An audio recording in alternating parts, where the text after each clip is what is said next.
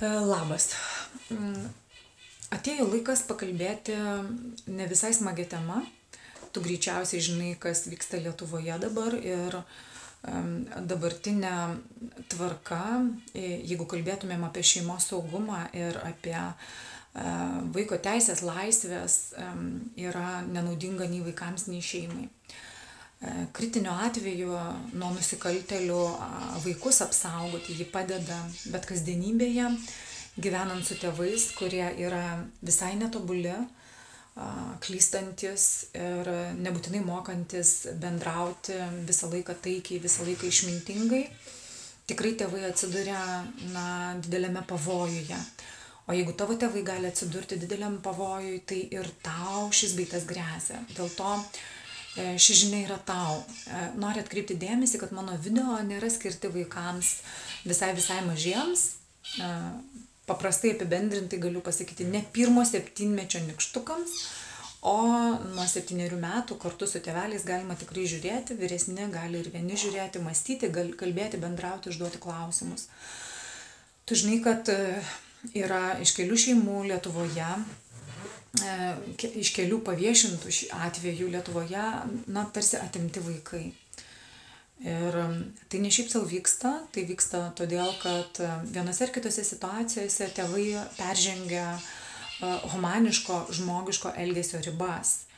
Ir kai jie tą padaro, nebūtinai gresia gyvybės mirties klausimas aktualus, ne apie tai, bet žinoma, kad vaikui yra nemalonu, kad vaikui gali būti baisu, kad vaikui gali būti pikta ir jis išgyvena tuo metu neteisybę. Bet kas svarbiausia, noriu tau pasakyti, kad jeigu tu tam tikrų nesutarimų metu įsidėsi savo į galvą ir į širdį mintį, kad tėvai tavęs nemyli, nes jeigu mylėtų, nerėktų, tai tu labai sugadinsi savo gyvenimą. Aš esu psichologė Ramunė ir važinėju po Lietuvą, po mokyklas, bendrauju labai su įvairiais tėvais. Vieni jų vartoja alkoholį, kiti turi darbą, kiti neturi darbo, vieni priklauso rizikos šeimų grupiai, kiti nepriklauso, vieni turi daug pinigų, kiti neturi daug pinigų. Ir aš įsitikinau, kad visi tėvai myli savo vaikus, tik ne visi tėvai myli juos prie visokių sąlygų. Sunkiausia mylėti ir demonstruoti meilę mums tuomet, kai jūs vaikai elgiatės nepatogiai ar kažkaip tai erzinat, ar tam tikras jūsų elgesys kelia pyktį mums didžiulį. Tuomet tikrai tai iš mūsų pareikalauja didžiulės kantrybės, bet mes esam dideli žmonės. Tyrimais yra, pavyzdžiui, nustatyta, kad savikontrolė, kai žmogus gali save sukontroliuoti, mergaitėm formuojasi iki 14-16 metų, o berniukam iki 21 metų. Vadinasi, berniukai, kaip ir normalu, kad jie yra mažiau save kontroliuojantis, dėl to gali dažniau susipešti, ten apsistumdyti ar ūmiai sureaguoti. Vadinasi, mes galim sakyti, kad mamytė ir tėtis, jiems jau virš 21 metų, turi save sukontroliuoti. Bet čia yra teorija. Praktika yra tokia, kad, pavyzdžiui, man yra 39 metai ir mano kartos žmonės, mano bendramžiai ir šiek tiek jaunesni ir vyresni, esame dabar taip vadinamo smurto, esame patyrę labai daug ir namuose, ir mokykloje. Ir aš manau, šiais laikais mokytojai tiek daug savo neleidžia, kiek leisdavo anksčiau, nes, pavyzdžiui, mus vadindavo sasyskom, visokiom ten silpnom per kūno kultūros pamokas. Mokytojai kai kurie priekabiaudavo per pamokas ir kalbėdavo tokius dalykus, kurių nederėtų kalbėti vaikams. Ir tarsi visi apie tai žinojo, bet niekas nieko nedarė. Ir labai džiugu, kad dabar yra šiek tiek kitokie laikai ir patys vaikai yra drąsesni, sąmoningesni. Ir gero pažymio kaina negali būti per didelė.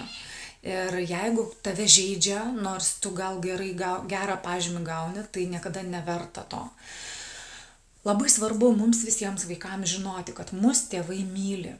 Net kai jie netinkamai elgiasi, kai jie pažeidžia mūsų vaikų ribas, kai jie demonstruoja savo elgesiu nepagarbą mums, kai jie mus žemina.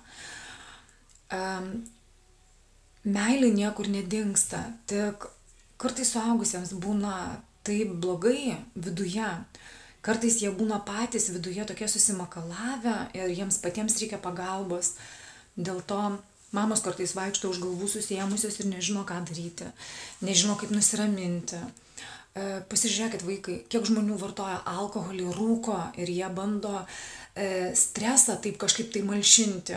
O iš tiesų visų svaigalų vartojimas dar labiau silpnina psichiką ir vietoj to, kad žmogus turėtų kantrybės įkvėpti, iškvėpti ir pagalvoti, Dieve, čia tik mano vaikas. Taip, dvejetas nėra taip blogai, 10 dvejetas, viskas dar pakeičiama, čia ne pasaulio pabaiga, dėl to žemė į kitą pusę nepradės suktis.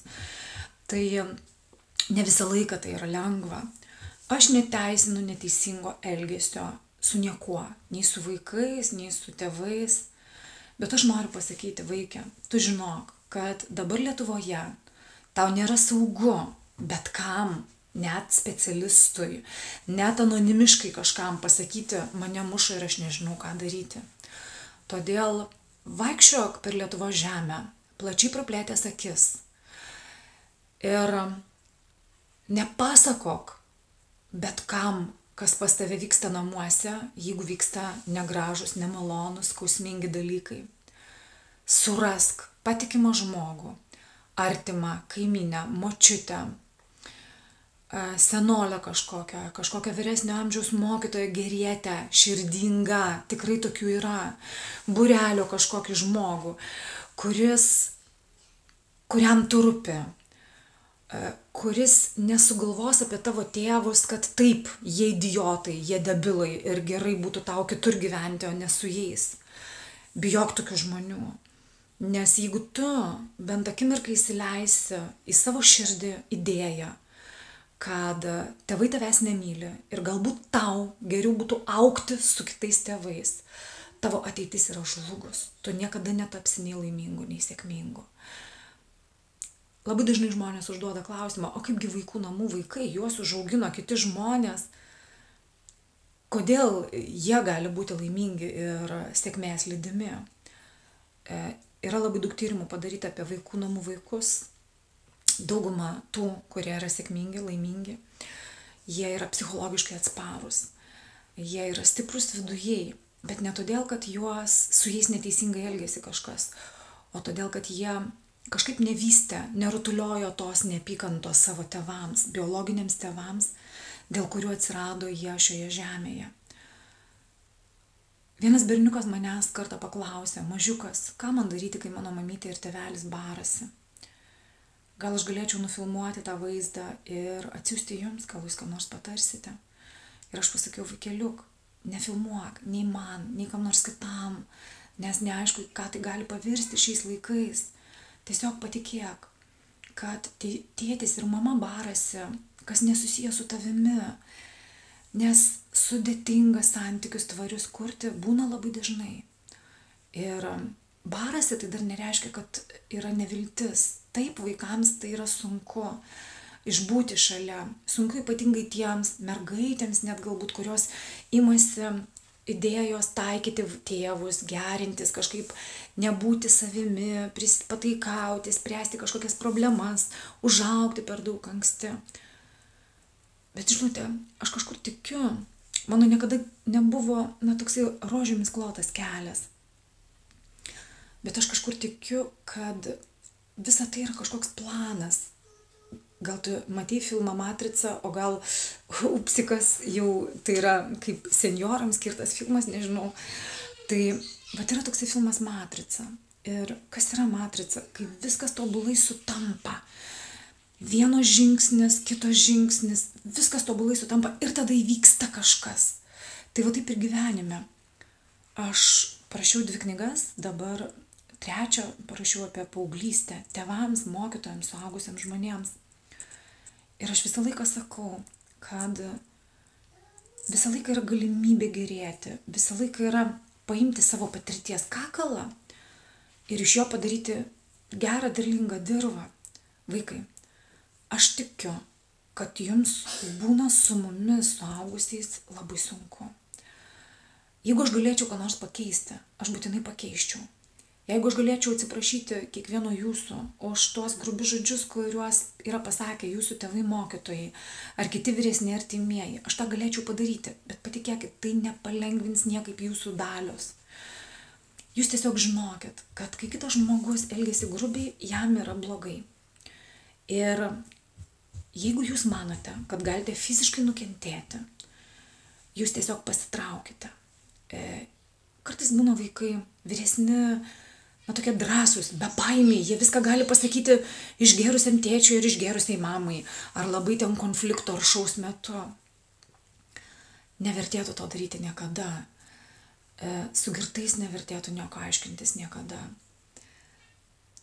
Aš nežinau, ko jūs tikite.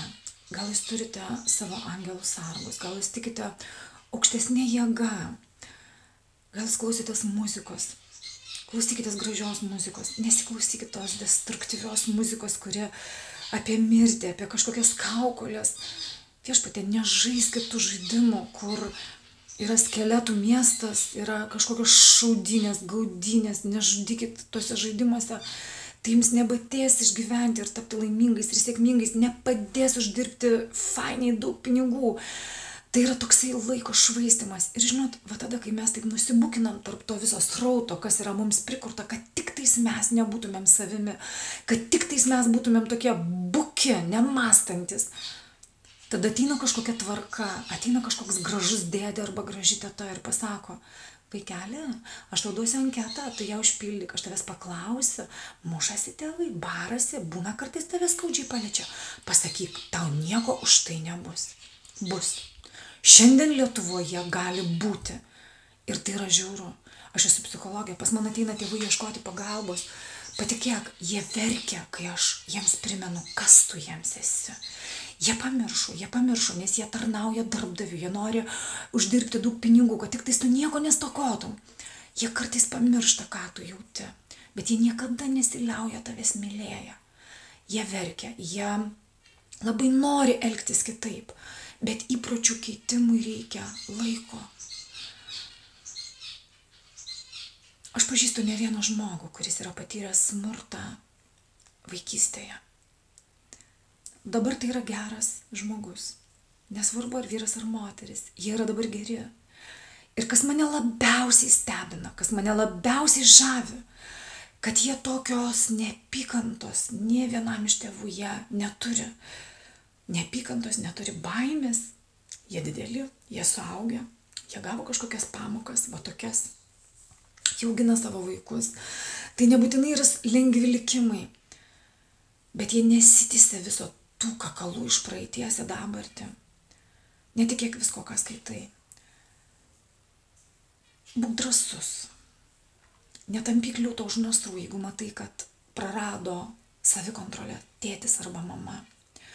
Nebūk grubus su mokytojais mokyklose, negalvok visada, ką sakai, ne. Yra toksai posakis, nedovanok kiaulėms perlų, ne todėl, kad jie kiaulės, o todėl, kad tai perlai. Jeigu tu žinai, kad pamokoje tu pasakysi savo nuomonę ir iš tavęs mokytojas pasijuoks ir po to visa klasė paskui mokytoja, nesakyk tos nuomonės. Kartais būna sunku tik tais mokykloje, žinai, tik tais, kol tu esi vaikas. Bet kai tu užaugi, tu gali tapti bet kuo. Tu gali tada sakyti savo nuomonę ir tada nemotais, nes tu žinai, kas tu esi. Tada nebaisu, kad kažkas tavęs nesuprato, tavęs nepalaikino, tau nepaplekšnojo per petį. Tada nebaisu. Aš tą labai gerai žinau, savo kailiu esu tą patyrusi ne vieną ir ne du kartus. Jūs esat subtiliai jautrus. Jūsų tėvai ne. Todėl jie nebūtinai supranta, ką reiškia, kaip jūs jaučiatės. Todėl būk drąsus, pasakyk kartais tai, ką tu jauti savo mamai ir savo tėčiui. Pažiūrėk jam į akis, pasakyk, mama, kai tu manęs reikia, man būna kartais baisu ir aš pradedu galvoti, kad tu manęs nemyli. Aš duodu tau tuos įrankius, kuriuos tu gali naudoti, nes tai pažadina tėvus. Aš kartais konsultacijų metu su tėvais, kurie vienokiu ir kitokiu būdu skriaudžia savo vaikus kartais, aš vykdau tokį procesą, lyg aš būčiau vaikas ir ką aš galėčiau sakyti. Tai visą laiką yra labai jautru, man lygiai taip pat yra jautru, aš esu 3 vaikų mama. Tai niekada nebūna lengva, bet visą laiką būna prasminga. Ir kai tėtis arba mama girdi, kaip visą tai atrodo vaikui, jie tada bunda, jiems velnioniškai skauda. Nes yra žmonių, kurie, jeigu aš, pavyzdžiui, sakau, 3 mėnesių kūdikį palikti su visiškai svetimu žmogum, vat šiandien, vat iš karto nepažįsta tas kūdikis, neapsikvėpavo, nesusipažino, tai yra smurtas, tai yra prievarta, nes jisai tikrai nesutinka, jeigu galėtų kalbėti, pasakys, ne, aš nenoriu, o jeigu tai būtų jau 3 metų, rėktų nenuraminamai. Tai tie tėvai, kurie taip elgiasi, o 3 mėnesių kūdikis turi labai nedaug pasirinkimo reaguoti, rėkti arba nerėkti, o kartais taip stipriai rėkia, kad galvoja, ką aš čia rėksiu, dar numirsiu, tai geriau einu miegoti. Yra tokia, apatijos būsena. Ir supranti, kartais tėvam, kai sakai tiesą į akis, jie sako, ką? Smurtas? Tai jūs ką norit pasakyti, kad aš smurtautoja? Sakau, taip. Ir reikia atitinkamos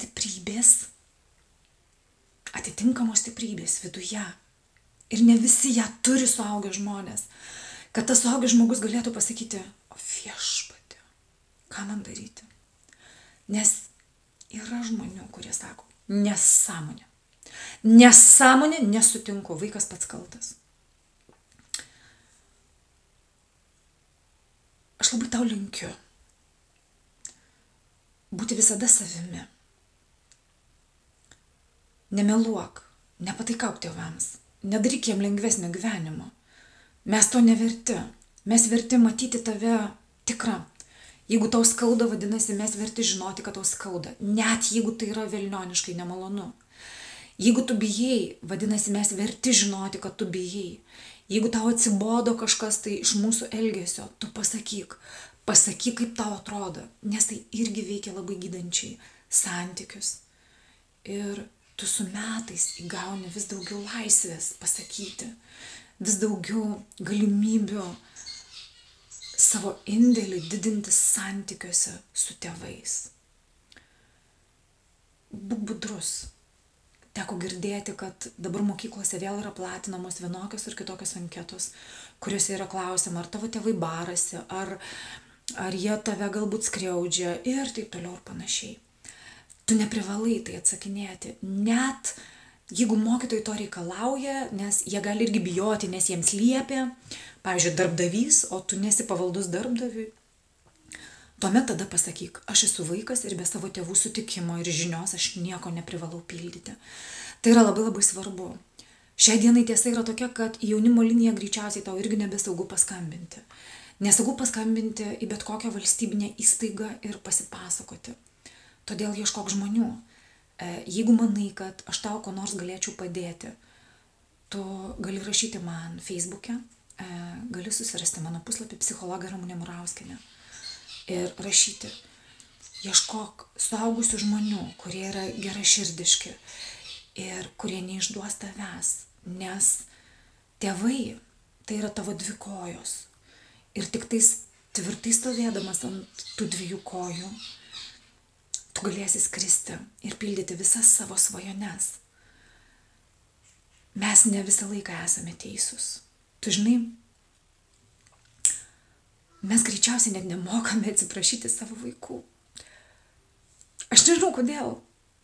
Tiesiog, kad mes gal nespėjome užaugti, bet tu visą laiką tikėjai, kad mes mylime savo vaikus, kad ir kas benutiktų. Tiesiog tai yra labai jautru. Ir tai, kas vyksta dabar Lietuvoje, yra ganėtinai baisu ir nesaugu.